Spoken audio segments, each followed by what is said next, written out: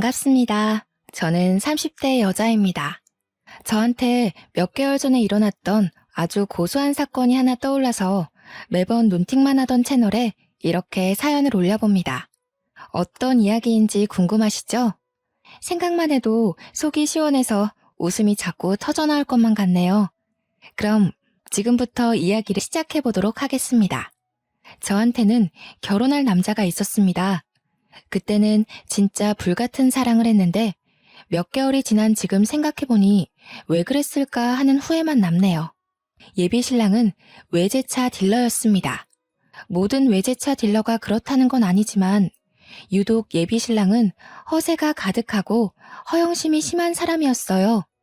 차를 계약하지 못하면 인센티브가 들어오지 않아서 상당히 쪼들리는 생활을 해야 했는데도 무슨 자신감인지 돈을 턱턱 쓰던 사람이었죠.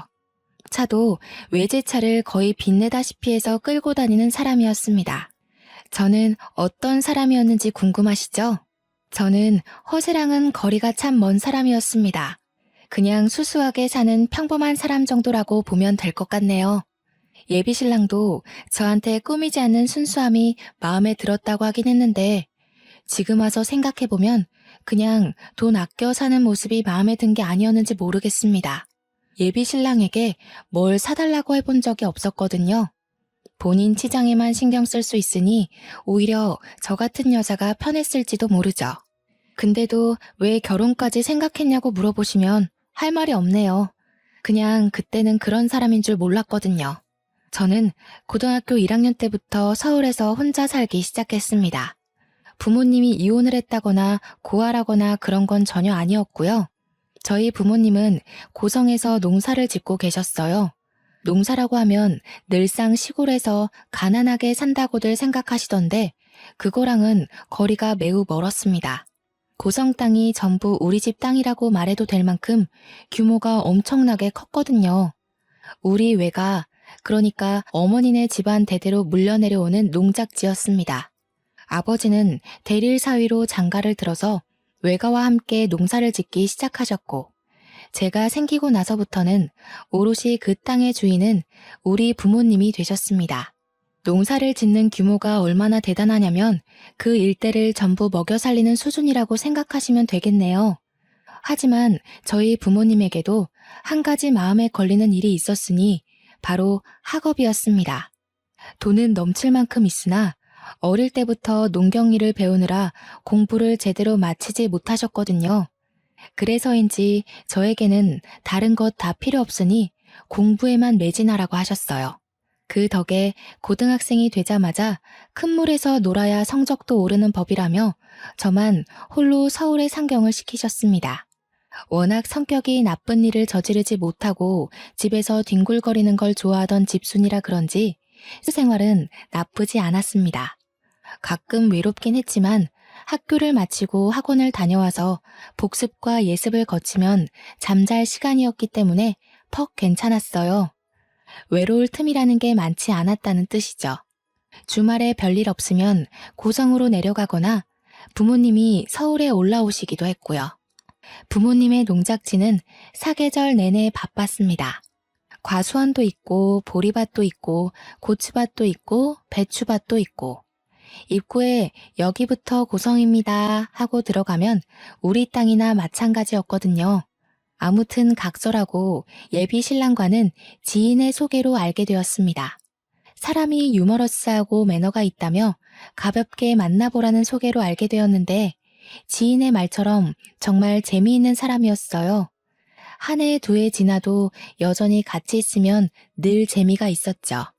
삭막한 서울에 서로를 헐뜯는 직장 생활을 하다 보니 그 사람이 제 마음의 안식처가 되어주었습니다.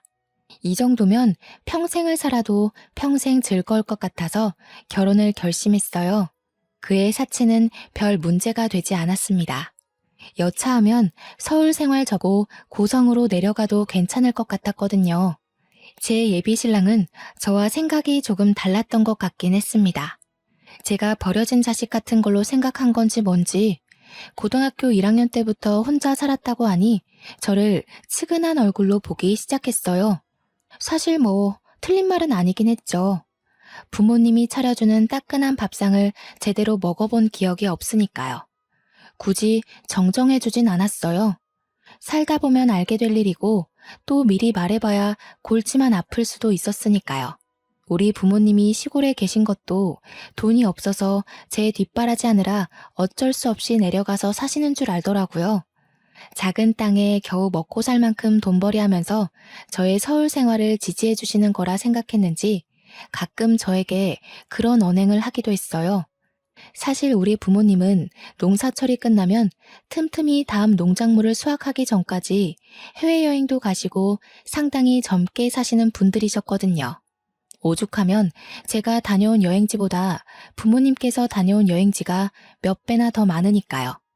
그치만 예비 신랑이 그런 사정까지야 당연히 알 수가 없죠. 제가 굳이 입 밖으로 꺼내서 자랑한 적이 없으니까요. 결혼 이야기가 솔솔 나오자 양가에 인사를 드리러 가자고 하더라고요. 일단 서울에 살고 계시는 시댁부터 인사를 드리러 갔어요. 솔직히 긴장을 안 했다고 하면 거짓말이겠죠? 최대한 예쁘게 보이고 싶어서 밝은색 투피스 정장을 차려입고 선물도 양손 한가득 준비해서 갔습니다. 그런데 아니나 다를까 저희 집이 시골에서 농사를 짓는다고 은근히 무시를 하시더라고요. 부모님이 시골에서 농사를 짓는다고 들었는데 어떤 농사를 짓는 거야? 이것저것 많이 하셔요. 보리밭도 있고 고추밭도 있고. 어쩜 죄다 풀떼기네 그래. 적어도 먹고 사는데 지장은 없으려나? 아니 아무리 그래도 소나 키우지. 뭔 죄다 풀떼기야? 나중에 자식들 배고플 때 되면 소를 키워야 했는데 하고 후회하시는 거 아니야?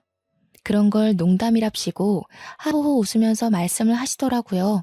축산업은 몸이 힘들고 순수이익이 많이 남긴 하지만 정이 많이 들어서 팔아넘길 때마다 가슴이 아린다고 접으신 사업이었어요. 솔직히 농경지가 그리 큰데 축산업에 손 한 번 안 대어 보셨겠어요? 하지만 굳이 그 이야기도 하지 않았어요. 저희 집이 시골이라고 무시하는 시댁도 사실 서울에만 살았지 그닥 풍족한 건 아니었거든요. 서울 산다는 그 자부심에 저희 집을 깎아내리고 싶은 거다. 혹은 며느리 될 사람을 벌써부터 기죽이려고 하는 거다. 그 정도로만 생각했어요. 어차피 실상 저희 집은 엄청나게 여유가 있으니 결혼하고 나면 판도가 바뀔 거라 생각했으니까요. 그럼 혹시 철마다 내려가서 우리 아들이 농사일 거들고 해야 되는 거 아니니? 아니요. 시골에 일하는 오시는 분들이 많아서 그런 건 걱정 안 하셔도 돼요. 저도 살면서 부모님 농경지에서 일해본 적이 없는걸요? 너야 딸이니까 그렇지. 사위를 어떻게 부려먹을 줄 알고 그렇게 장담을 해? 저희 부모님 그런 분들 아니세요. 그리고 일하러 오신 분들에게 임금도 넉넉히 드리고 있어서 철만 되면 일하러 오시는 분들이 줄을 서시거든요. 그래봐야 농사일일 텐데 그래가지고 남는 게 있으시겠니? 자꾸만 저희 집을 무시하는 그들의 발언에 제 마음은 점점 가라앉았습니다. 그뿐만이 아니라 자꾸 없이 살아서 하면서 시골을 무시하시는데 저희 부모님이 어마어마한 부자라고 했잖아요. 저희 어머니 취미가 스포츠카 운전하시는 거거든요. 시골집 차고에 가면 억소리 나는 스포츠카가 3대나 있어요. 서킷 경기장을 빌려다가 취미생활로 개인 레이싱까지 하시는 분인데 얼마나 기가 차던지. 그런 것도 모르고 돈돈거리는 게 퍽이나 우스웠습니다. 그리고 아무리 시골을 무시한다고 해도 예비 사돈이 될 가족이나 다름없는 사람들인데 대놓고 저러니까 정이 뚝 떨어지더라고요. 아무리 그래도 결혼이라는 건 가족과 가족 간의 화합인데 벌써부터 일이 삐걱거리면 평생 어떻게 살 수 있겠어요. 스트레스만 쌓일 거라고 생각이 드니 점점 결혼을 하면 안 되겠다는 마음이 생기기 시작했어요. 시댁도 노후는 별로 준비되지 않았다고 들었거든요. 정년퇴직 앞둔 시부는 모은 돈을 야금야금 투자했다가 날려먹었다고 들었고, 시모는 평생 전업주부로만 살아서 일해본 적 없는 사람이고, 아무튼 저한테 아들 고생시키면 안 된다고 농사일 절대로 시키지 말라고 신신당부를 시키는데 농사일로 한번 뼈 빠지게 굴려볼까 하는 나쁜 마음까지 생기더라고요. 저희 농지에 철만 되면 마을 초입까지 줄을 선다는 농담을 할 정도로 일하겠다는 사람이 줄을 서요. 부모님께서 늘 남을 도우고 생명을 소중하게 여겨야 된다는 마음으로 사신 분들이라서요. 그 사람의 직업이 어떻든 행색이 어떻든 편견과 차별 없이 일을 시키고 평생 일구신 분들이에요. 그런데도 저런 식으로 편견을 가진 시댁 식구들이 어찌 마음에 들겠나요? 가족인 저조차도 고추 한번 따본 적이 없는데 아무튼 결혼에 대해 다시 한번 생각을 해봐야겠다고 마음을 먹었습니다. 이런 식으로 상견례를 해봐야 서로 빈정만 상할 것 같았거든요. 저는 티는 내지 않았지만 차일피일 저희 집에 가는 것을 미뤘어요. 그러자 예비 신랑이 저에게 우스갯소리랍시고 선 넘는 발언을 하더라고요. 왜 자꾸 자기네 집에 가는 걸 미루는 거야? 지금 농사철이야? 나 일 시킨다고 하셔서 지금 자기가 일 못하게 하려고 안 가는 거야? 무슨 소리라는 거야. 지금 수학철 아니야. 우리 엄마가 나 일 시키지 말라고 해서 지금 자기네 집 안 가는 거지? 아, 결혼하고 나면 나 맨날 몸빼바지 입고 처갓댁 가야 하는 거 아니야? 우리 부모님 나한테 고추 따는 일 한번 시켜본 적 없는 분들이셔. 말 그렇게 하지 마. 기분 나쁘니까. 우리 엄마 말 못 들었어? 서희는 평생 손님이라는데 인건비 아끼려고 나한테 일 시킬 수도 있는 거지. 솔직히 시골에서 농사 지으면서 얼마나 벌어두셨겠어? 에이, 내가 효도하는 셈 치고 가서 일 도와드리는 게 처가해도 낫겠다. 자기가 우리 부모님의 노후를 생각할 필요는 없을 것 같은데. 또 그러다가 나한테 이것저것 요구하시면 어떡해. 저는 솔직히 한숨을 푹 내쉬었습니다. 누가 누구한테 돈을 달라고 하겠어요. 매번 계약 못 따내면 최저임금 받으면서 카드값에 허덕이는 주제의 말이에요.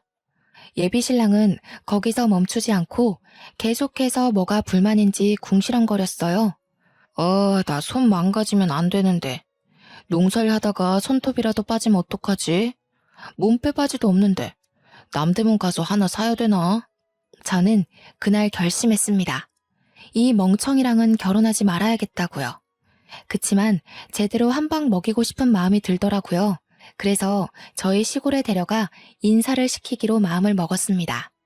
적어도 저희 집 농사 규모를 보거나 하면 자기가 얼마나 우물한 개구리였는지 알게 될 거라고 생각을 해서 결정한 거였어요. 혹여라도 부모님께서 편견을 가지고 제대로 당하기도 전에 내쳐질까봐 헤어질 결심을 했다는 건 말씀드리지 않았고요. 그렇게 예비 신랑에게 2주 뒤 주말에 인사를 드리러 가자고 말을 했습니다. 그렇게 벼르고 벼르던 저희 집에 가는 날이 왔습니다. 그날 원래 예비 신랑의 차를 타고 가려고 했는데 하필이면 일주일 전에 예비 신랑의 차가 고장이 났어요.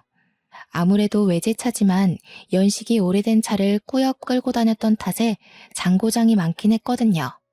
솔직한 심정으로는 그 유지비로 그냥 국산차를 사는 게 낫지 않나 싶었지만 외제차라는 그 엠블럼이 뭔지 예비 신랑은 끝까지 그 장고장 많은 차를 고집하더라고요.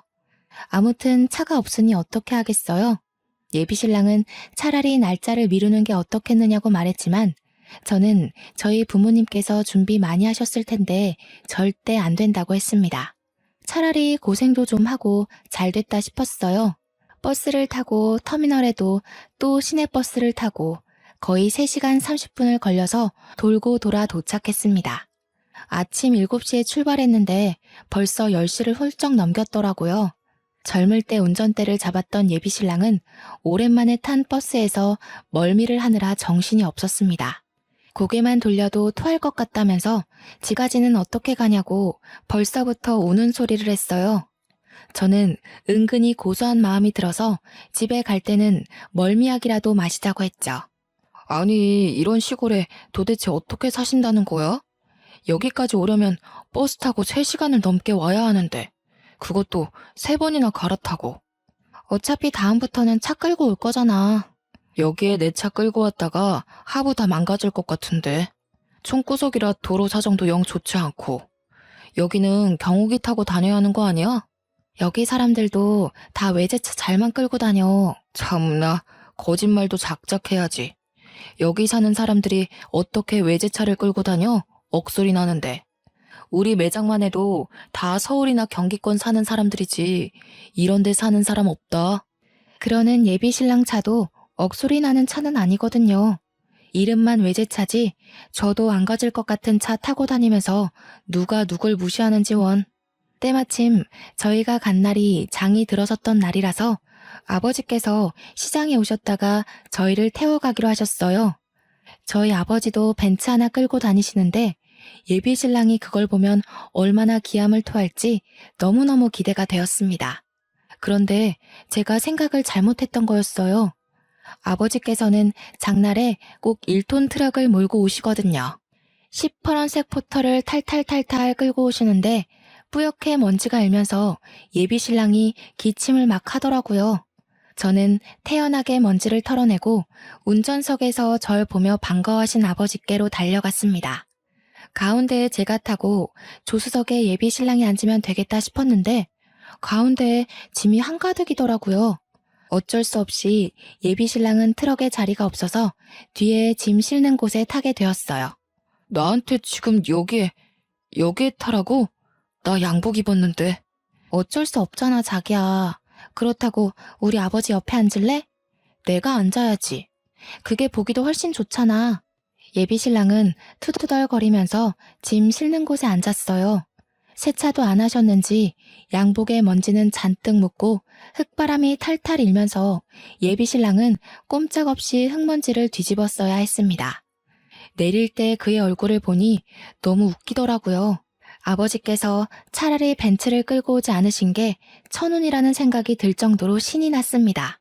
심지어 버스에서 잃었던 멀미가 가시지 않았는지 계속 헛구역질을 해대는데 진짜 웃음 참느라 혼이 났네요.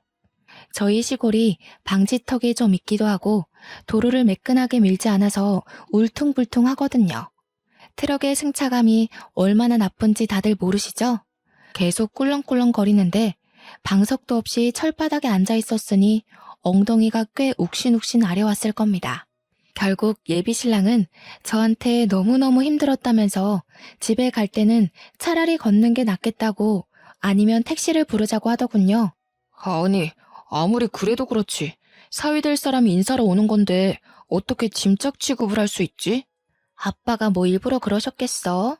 원래는 걸어가야 하는 건데 굳이 장날 기다렸다가 우리 태우러 오신 거잖아. 차라리 걷는 게 나았겠어. 엉덩이에 멍든 것 같단 말이야. 자꾸 엄살 부릴 거야? 엄살이라니. 사위는 백년손님이라는데 내가 이런 대접을 받는다는 게 어이가 없어서 그래. 저는 일단 알겠다며 예비신랑을 달래준 뒤 집으로 들어갔어요.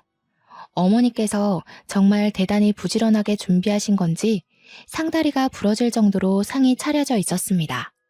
그 덕분인지 예비신랑의 얼굴도 좀 풀어진 듯한 기분이었어요.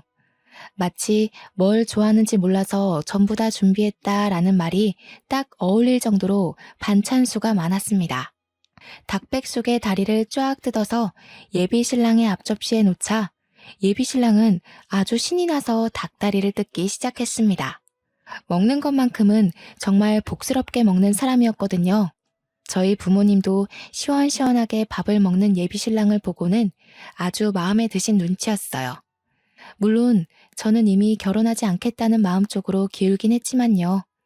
어느 정도 배가 불러오자 부모님께서는 예비신랑에게 이것저것 물어보기 시작했습니다. 자네는 직장이 어디고? 저는 서울에 있는 비모터스라고 외제차 딜러 일을 하고 있습니다. 차량 이야기가 나오자 평소에 스포츠카 타는 것을 즐기며 차에 대한 무한한 애정을 쏟으시는 우리 어머니의 눈이 반짝 빛이 나셨어요. 이것저것 차에 대해 물어보시자 예비신랑은 어찌 그리 차에 대해 많이 아시냐고 되물었죠. 내가 차에 관심이 많아. 나도 빠르게 달리는 차를 좋아하거든. 스피드 중요하긴 하죠. 그런데 그런 차 한 번 못 몰아보셔서 속상하시겠어요. 그래도 승차감은 트럭이랑 비슷할걸요? 속도가 달라서 그렇지 스포츠카도 빨리 몰면 승차감 자체는 트럭이랑 비슷하죠. 그러면서 마치 외제차 비싸서 못하지? 라는 느낌으로 저희 어머니에게 트럭 이야기를 꺼내셨습니다. 사실 그 트럭이 왜 세차도 안 되어 있냐고 물어보신다면 그 차는 진짜 막 쓰는 짐 싣는 용도의 차량이기 때문이에요. 어차피 짐만 한가득 실어 나를 텐데 굳이 세차할 이유가 없다 이런 마인드였죠. 우리 어머니께서 수집하시는 스포츠카는 매일같이 광내느랴 하루를 보내야 할 정도였거든요. 거기다가 엔진 관리 차원에서 서킷까지 차량을 탁송해서 들고 가면 매끈한 레이싱 코스에서만 타셨고요. 차량 관리에 있어서는 아버지보다 한 수인 어머니에게 약간 무시하는 듯한 발언을 하니 어머니께서도 좀 어이없어 하셨습니다.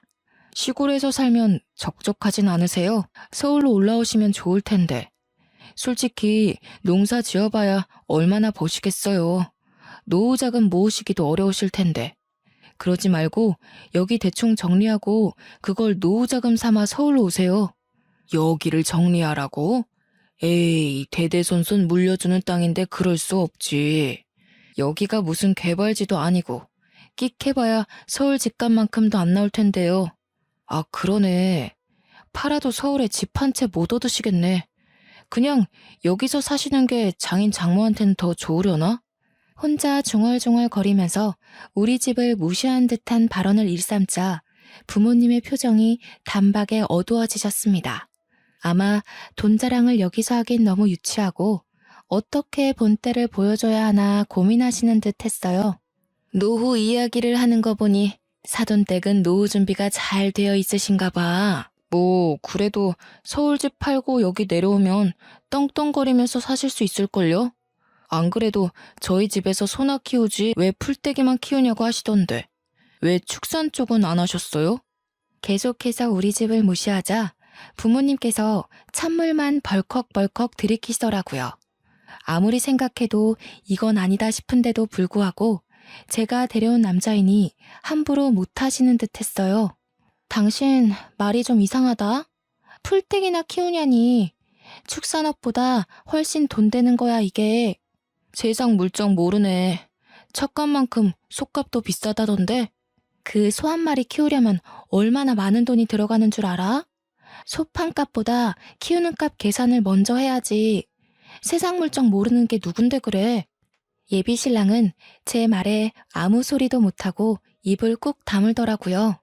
본인 딴에는 아는 척 좀 하고 싶었을 텐데 제가 그거 아니라고 단칼에 잘라버리니까 빈정상한 것 같았습니다. 제가 속 시원하게 이야기했다고 생각하는지 저희 부모님의 표정도 좀 풀어지셨어요.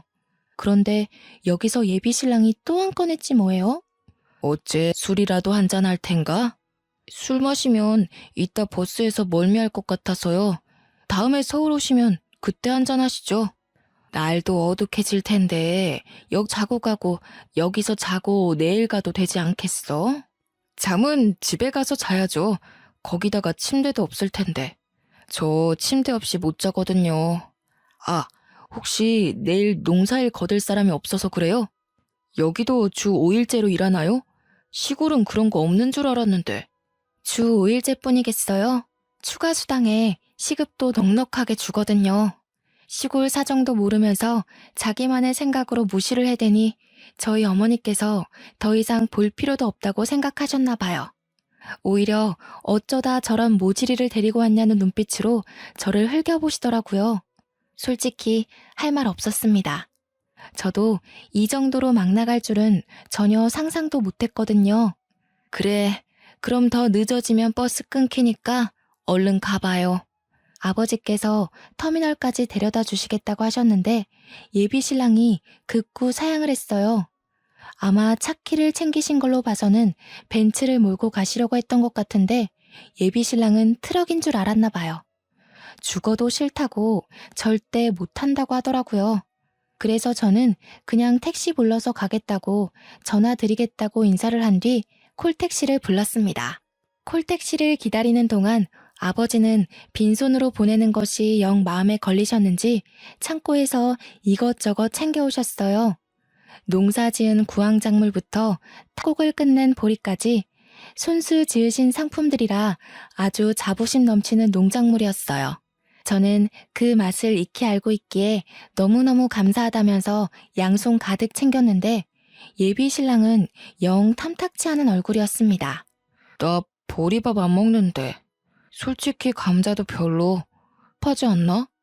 저는 예비 신랑의 옆구리를 푹 찔렀는데 그간 눈치 빠르던 건 다 연기였는지 왜 찌르냐고 저한테 슬쩍 심퉁을 부리더라고요. 애써 챙겨준 농작물까지 시큰둥해하니 어머니는 완전히 정나미가 털린 듯한 얼굴로 저를 보셨습니다. 저는 겸연쩍게 웃고는 계속 이따 연락드릴게요만 반복했어요. 시골 농작물은 먹지도 않는다는데 뭘 그리 챙겨주고 그래요? 조심히들 가고 다음에 뭐 볼 수 있을지 모르겠지만 그간 건강하게. 다음에는 서울에서 봬요. 제가 완전 비교도 안 되는 풀코스로 모시겠습니다. 그 말은 즉슨 어머니께서 직접 차린 상이 별로라는 소리로 들렸어요. 물론 제가 뵙에 꼬여 있어서 더욱 그렇게 느껴진 걸 수도 있는데 솔직히 저희 부모님도 똑같이 생각하시는 것 같았습니다. 예비 신랑만 배 터졌던 그날을 뒤로 저는 곰곰이 생각을 해보기로 했어요. 솔직히 4대의 나이에 결혼 압박이 없다고는 할 수 없지만 그래도 아무나 골라서 결혼을 할 순 없잖아요. 그래서 이별을 결심했습니다. 제가 연락이 잘 되지 않자 예비 신랑은 무슨 일이 있는 거냐며 퍽 다정하게 제게 물어보았지만 저는 시큰둥하게 대답했어요. 그러더니 저에게 만나자고 하더라고요. 그래서 이때다 싶어서 이별을 이야기할 생각으로 예비 신랑을 만났습니다. 무슨 일 있는 거 맞지? 왜? 장인 장모가 그 땅 팔고 서울이라도 오시겠대? 무슨 소리라는 거야. 그 땅을 팔긴 왜 팔아? 에이씨, 그 땅이라도 팔아야 우리 집 사는데 좀 보태주시고 할 거 아니야. 솔직히 시골 땅값이 얼마나 하겠냐마는. 그래도 우리 한 푼이 급하잖아. 그거야 네가 모아둔 돈이 없으니까 그런 거지. 그러길래 사치 좀 그만하고 돈 모아두지 그랬어? 그깟 고물자 굴린다고 한 달에 나가는 유지비가 얼마야? 제가 평소에는 잘 하지 않던 말로 잔소리를 해대자 예비 신랑이 정색하며 입을 다물더군요. 그 사람이 제일 아끼는 외제차를 대놓고 무시해서 더욱 그런 것 같았습니다. 야, 아무리 그래도 트럭만 하다가 외제차 타보니까 좋지 않든? 너도 솔직히 내 차 타면서 어깨에 힘도 주고 그랬잖아. 내가 외제차를 한 번도 안 타봤을 것 같아? 어이없어 정말. 그리고 자꾸 우리 집 무시하는데 나 너무 기분 나쁘거든? 내가 또 언제 무시를 했다고 그래. 그건 무시가 아니라 사실이지. 대놓고 말해서 사위 될 사람 온다는데 트럭 세차도 안 해놓으시고 거기다가 버스 타고 갈 거 뻔히 알면서 줄줄이 농사 지은 거 싸주실 건 뭐야? 그거 누가 먹는다고. 그게 무시를 한다는 거야. 남들은 감자 안 사 먹고 보리 안 사 먹니? 귀한 거 손에 들려주니까 싫은 티나 팍팍 내고. 네가 우리 집에 대해서 어떻게 생각하는지 잘 알겠어. 네가 우리 집 분수에 맞지 않은 사람이라는 것도 알겠고. 마지막 말은 솔직히 비꼰 거나 다름없었어요. 우리 집 분수 발끝에도 미치지 못한 놈이라고 말한 거였지만 그 인간은 마치 제가 주제 파악이라도 한 듯 생각하더라고요. 물론 서울이랑 고성이랑 수준 차이가 나긴 하지만 나는 그런 거 신경 안 써. 당신이 대기업에 다니고 있고 나도 외국 회사 다니는 거나 마찬가지고 우리 둘만 신경 쓰면 되는 거 아니겠어? 끝까지 고작 외제차 딜러 주제에 외국계 회사에 다닌다고 허세를 떠는 꼴이 우스웠습니다. 저는 결국 헤어지자고 이야기를 꺼냈고 예비 신랑은 절대로 이해할 수 없다며 저를 회유하기 시작했어요. 처음에는 집안 차이 때문에 그러냐며 전혀 신경 쓸 거 없다고 자신만만하게 굴다가 제가 그게 아니라는 식으로 말을 하니 저에게 화를 내더라고요. 누가 누구를 차는 거냐며 고성에는 이런 남자 없다고 저한테 악을 쓰고 달려들다가 제가 아무 소리 안 하고 빤히 보자 울면서 매달렸어요. 그러더니 지도 자존심이 상했는지 시촌년이랑은 결혼 못하겠다고 먼저 가버리더라고요. 솔직히 너네 집 농사 짓는 거 너무 쪽팔렸어. 집이 크긴 하지만 주위에 아무것도 없이 밭만 널찍하게 있는 것도 이상했고 트럭 하나 탈탈 몰면서 농사가 천직인 듯 구는 너네 부모님도 가난해 보이더라. 노후 자금이라도 내놓아라 할까 싶어서 고민이었는데 잘됐다 촌년아. 예비 신랑은 저에게 큰 소리를 치면서 헤어짐에 찬성한다고 했어요. 저는 끝까지 더러운 꼴을 하는 그 사람에게 치가 떨렸습니다. 그날 이후 저와 그 사람은 연락을 뚝 끊었어요. 지지부진하게 매달리기라도 했으면 서로 피곤할 법했는데 그런 일이 없어서 다행이었죠. 요즘 왜 안전이별이니 뭐니 말도 많잖아요. 헤어진 연인에게 보복성으로 나쁜 짓을 한다던가. 그래서 한동안 예민하게 지냈는데 그런 일도 일어나지 않았습니다. 그렇게 한 2주일쯤 지났을까요? 어머니께 연락이 왔어요. 그날 그렇게 만난 뒤로 딱 한 번 통화를 했었는데 제가 헤어질 거라고 하긴 했거든요. 어머니께서도 어디서 그런 모질이를 데리고 왔냐고 저한테 한 소리 하셨고요. 그 모질이랑은 어떻게 됐니? 헤어졌어요. 아니 우리 집을 무시해도 유분수지. 나한테 촌년이니 뭐니 막말을 하더라니까요. 너한테 뭐라고 했다고? 촌년? 내가 그런 소리 들을까봐 일찌감치 서울로 상경시킨 건데 그게 뭔 소리래? 그리고 딱 보아하니 집도 차도 없어 보이던데 우리 집이 어떤 집인 줄이나 알고 그런 소리 한다니? 다 끝난 사이니까 너무 열내지 마세요. 안 그래도 저도 한마디 콱 해줬으니까요. 그러지 말고 아주 기를 콱 눌러주러 가자. 저는 어머니의 말에 의문을 품었습니다. 뭘 어떻게 기를 눌러주겠다는 건지 이미 끝난 마당에 그럴 필요가 굳이 있을까 싶었는데 어머니께서는 아주 즐겁게 이야기를 하시더라고요. 저는 뒤이어 나온 말에 아주 좋은 생각인 것 같다고 덧붙였어. 내가 이번에 B사에서 나온 스포츠카를 한 대 사려고 마음을 먹었다는 거 아니겠니? 예약이라도 하러 가야 할 것 같은데 그 모지리가 B모터스에서 일을 한다며? 가서 아주 기를 팍 살려주려고 했는데 헤어진 마당에 그럴 필요 없지 뭐. 이번 주 주말에 올라가마. 저는 어머니께 아니 스포츠카가 3대나 있으면서 또 산다는 건 너무 사치지 않냐고 물어보았지만 하늘 아래 같은 엔진은 없다면서 그런 소리 하지 말라 하시더라고요. 어머니께서 본인에게 주어진 재력을 그렇게 쓰시겠다는데 제가 뭘 더 어떻게 할 수 있겠어요. 근데 생각을 하면 할수록 은근히 재밌겠더라고요. 시골에서 농사 지는다고 풀떼기만 먹고 산다고 가난한 줄 알았던 우리 집에서 떡하니 그 차를 사겠다고 예약을 하면 얼마나 놀란 얼굴로 저희를 바라볼까 싶어서요. 어머니께 어디서 만나는 게 좋겠냐고 물어보니 B모터스 앞에서 바로 만나자고 하시더라고요. 저는 나름 곱게 차려입고 전 남편이 일하는 매장에 찾아갔습니다. 수일 만에 제가 일하는 직장으로 찾아가니 전 남친이 퍽 놀란 듯 저를 마중 나왔습니다. 여긴 무슨 일이야? 너도 이성적으로 생각해보니까 역시 나만한 사람이 없지? 그게 무슨 시덥지 않은 소리야? 차 사러 왔어. 우리 엄마가 차 사고 싶대서. 여기에 어머님 타실 만한 차가 없을 텐데. 괜한 허세 부리지 말고 정 그러면 내가 중고차 딜러라도 소개시켜줄게.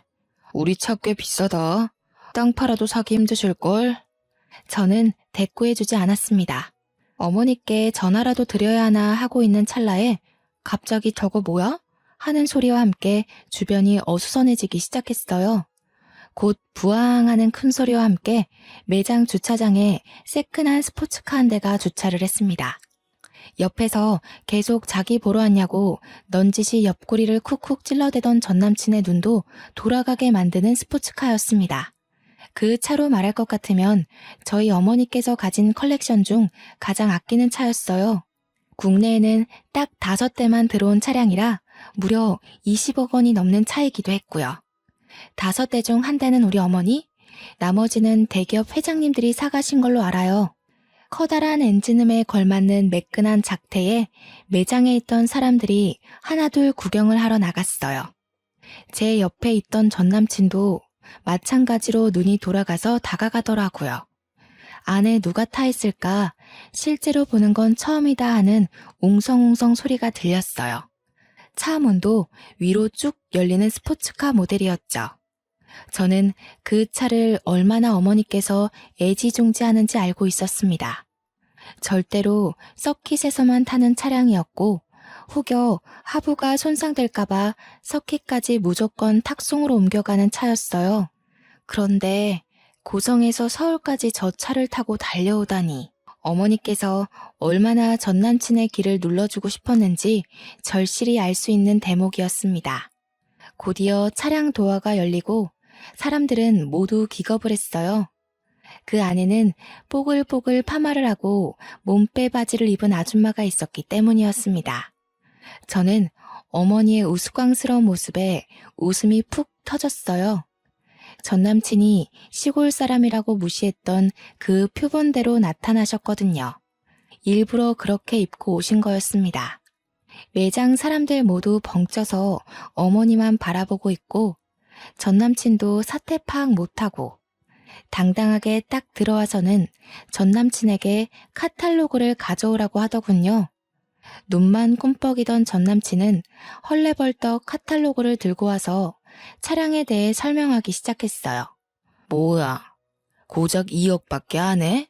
이런 싸구려 차가 잘 나가겠어? 아무리 봐도 너무 싼 티가 나네. 이 차 10대 뽑아봐야 내 차보다 싸잖아. 내가 딱 이 한마디만 할게.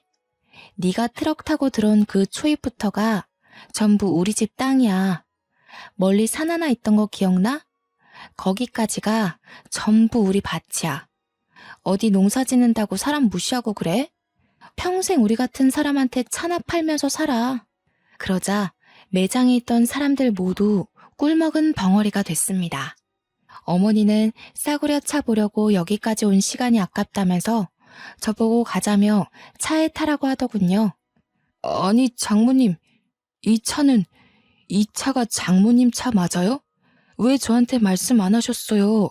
이런 줄도 모르고. 왜? 알았으면 뭐가 달라졌을 것 같아? 양심도 없다 진짜. 사람 보이는 것만 보면서 그렇게 판단하는 거 아니야. 우리 집 땅이며 밭이며 다 팔면 강남에 빌딩이 몇인 줄 알아? 전 남친이 따라오면서 계속 왜 말 안 했냐고, 이런 줄 알았으면 절대로 그렇게 생각 안 했을 거라고 변명을 해댔습니다. 저에게도 미리 언지를 줬으면 그렇게 무시하지 않았을 거라고 했어요. 저는 당연히 콧방귀를 뀌었죠. 만약 미리 말했으면 너무나도 멀쩡한 얼굴로 착한 척, 매너 있는 척 다 하면서 뒤로는 재산이라도 한 푼 얻을 수 있을까 음흉하게 굴었을 거 아니겠어요. 사람 겉과 속 다른 거 지금이라도 알았으니 조상님이 도운 거나 마찬가지였죠.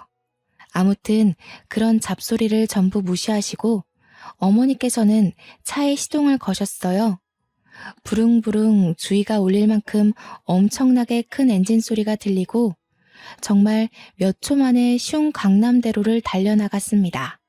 달리면서 왜 어머니께서 그렇게 스포츠카에 목숨을 거는지 알겠더라고요. 속이 뻥 뚫리는 그 느낌 말이에요.